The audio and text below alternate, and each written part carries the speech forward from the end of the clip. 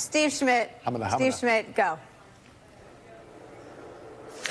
Well, when I'm watching Mike Pence there, I think about his previous career as a shill for the tobacco industry. He began his public career in politics really telling the American people that cigarettes were good for you, no problem. And I'm sure he did it with the same sincerity, faux sincerity, the squinty eyes, the head cocked, don't worry, take down another Camel, no problem. So we have the most prolific liar in the Rose Garden spewing nonsense, inventing out of whole cloth an emergency that in fact doesn't exist, the abuse of the U.S. military that existed to combat the invading Panzer Division known as the Caravan before the election that miraculously dissipated the coverage and the action, the talking about it the day after the election. And so we see the spectacle tonight with the President of the United States lying nonstop to the American people about this, gaslighting the American people.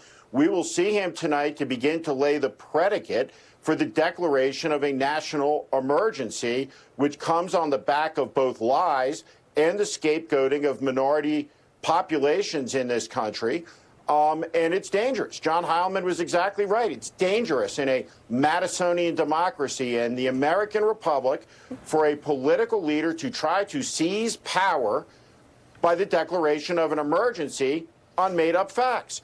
And you can look through history for the other autocrats, the other fascists, the other dictators who have tried to do and have, in fact, declared such things. It's disturbing. Steve Schmidt, talk about the weakness that it betrays.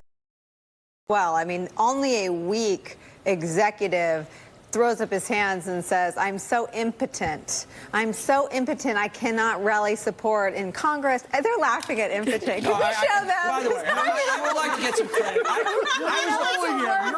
I was the first one to use impotent on MSNBC, and I used it 9 times on Morning Joe one morning.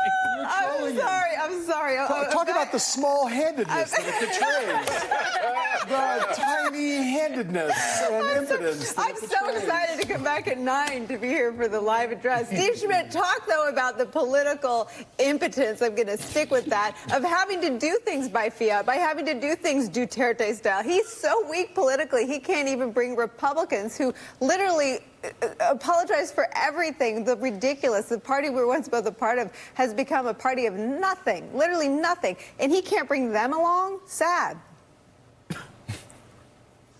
Well, we see the power of the Republican Freedom Caucus, 27 members or so, that dictates policy to this president and vice versa. And the Republican Party long ago lashed itself to Donald Trump's mast, cost them a devastating defeat in the election.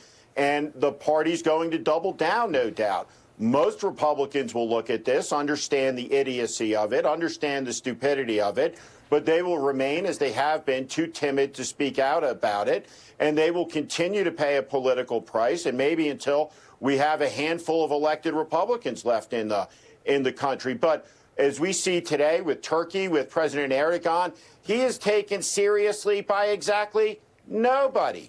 Not by the speaker, not by the minority leader in the Senate, not by foreign heads of state. He is a joke. He is a clown. He is incompetent. He is full of malice and meanness. But the one thing that he will never be is taken seriously. He has no ability to forward a domestic agenda of any type. He is reckless on the international stage. And so we see here the con man being exposed. The people have come to see the wizard, and the wizard has promised them the Great Wall of Trump, paid for by the Mexicans. But at the moment, for the unveiling of the wall, it appears to be an invisible one. And where are the pesos? Where are the Mexican pesos that the American people were promised would pay for this wall? There are no pesos. And so now a man who demagogued this issue from the first hour, coming down the escalator, is being held to account. And so we're going to watch this farce play out tonight, and it will be a historic occasion because there has never been a president who has appeared from the Oval Office of the White House for the express and explicit purposes of gaslighting the American people about 100% Steve, along those lines, Steve, I want to jump in for a second. BS. Steve, along those